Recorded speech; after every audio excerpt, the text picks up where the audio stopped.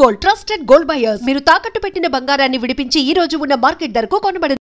మీ music కి తెలుగులో star heroes నుంచి ఎవరి దగ్గర నుంచి అప్రిషియేషన్ వచ్చింది సార్? అంటే చాలా అల్లు అర్జున్ గారు, తారక్ గారు, నాకు వీణా గారు చెప్పారు. తారక్ గారు మీ గురించి, ఎన్టీఆర్ గారు హీస్ లైన్ నిన్న ఏంటో థింక్ చేసినప్పుడు లైన్ వస్తుంది నాకు మైండ్లో. కార్లో ఏదో పెట్టి సాంగ్ పెట్టినప్పుడు వీణా కంఠస్ గారు వచ్చి ఇలా చెప్పారు, మీ సాంగ్ చూడు, సాంగ్ ఉంది. అవునా, నాకు ఆ వినడమే encouragement. Super. Next Allu Arjun గారు మూవీలో పెట్టి ఉండిపోరాదే సాంగ్, హుషారు, ఆ సాంగ్ ని డాన్స్ ఆడారు. అది ప్రతి సాంగ్ వేరే వేరే పెద్ద హీరో, అదిలో ఉన్న ఒకే స్మాల్ సాంగ్. ఈ సాంగ్ కోసమే నేను ఈ సీన్ రాశాను త్రివిక్రమ్ గారు ఒక ఇంటర్వ్యూలో చెప్పారు. అది దీనికన్నా ఎంకరేజ్మెంట్ ఏంటి? So take the all those encouragements. Nani గారు, ధరణ్ మ్యూజిక్ డైరెక్టర్కి రథన్కి కన్ఫ్యూజన్ ఉంటుంది.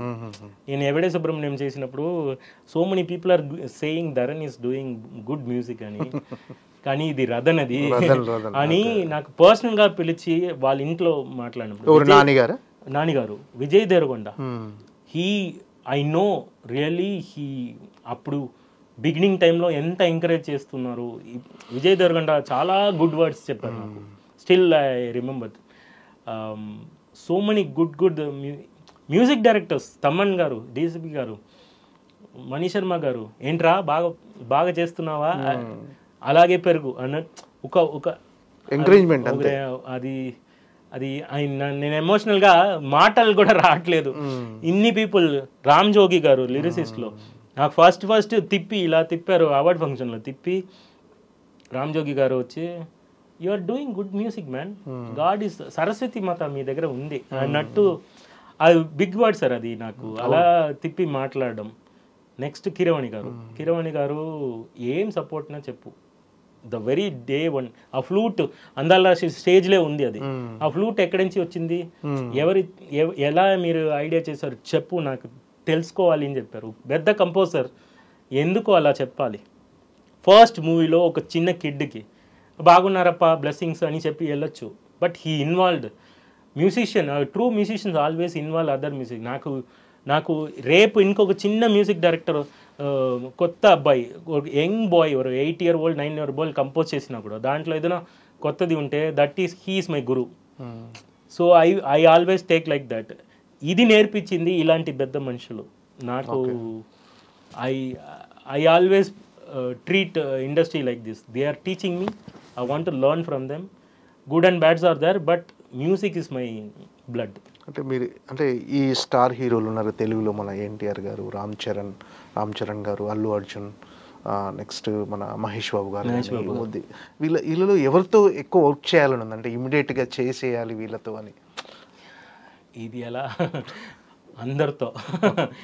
మహేష్ బాబు గారు అంటే స్టైల్ సార్, ఒక్కొక్కరికి ఒక స్టైల్ ఉంది, ఒక ఇది ఉంది. మోర్ ఆర్ లెస్ వాళ్ళు సెలెక్ట్ చేసిన వాళ్ళకి ఒక ఆపర్చునిటీ కోసం వెయిటింగ్. మీరు ఏ మూవీ అయినా waiting sir. Good movie release చేసిన మూవీ, తొందరగా చేసిన మూవీ, ఎలాంటి కంప్లైంట్ లేని మూవీ అలా చెప్పకూడదు. కొన్ని big movies are going 3-4 years. అది న్యాయం. అది అన్ని సీజీ వర్క్స్ ఉంది, నేను తొందరగా 1 monthలో చేయండి అని చెప్పకూడదు. నన్ను తిట్టకుండా, నన్ను ఫ్రేమ్లో చేయకుండా ఏ మూవీ అయినా చేయడానికి రెడీ. అనదర్ థింగ్, నేను బ్యాక్గ్రౌండ్ స్కోర్ ఎలా నేర్చుకున్నాను ఇంట్రెస్టింగ్ చెప్తున్నా.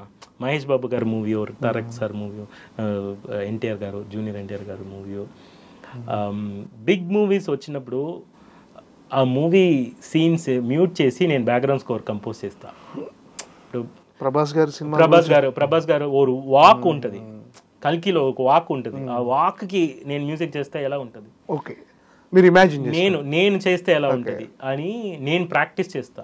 That's how I always preserve my music ideology. ఇప్పుడు ఒక వాక్కి మ్యూజిక్ చేసి ఇంట్లో ఇలా కంపోజ్ చేస్తే ఎలా ఉంటుంది. ఏం సార్ నేను పెద్ద మ్యూజిక్ డైరెక్టర్ పొగ్గురులో తిరగకూడదు. Still we are learning. ఇప్పుడు సంతోష్ నారాయణ చేసిన మ్యూజిక్ ఉంది కదా, అది ఎక్స్ట్రాడినరీ. ఇదే మూవీ నాకు వస్తే ఏం చేస్తాను నాకు వస్తే నేను ఎలా చేస్తాను ఒక ఉండేది కదా. Then it's like exam preparation లాగా. నెక్స్ట్ ఏదైనా పెద్దది వచ్చినప్పుడు రెడీగా explore this kind of that is that I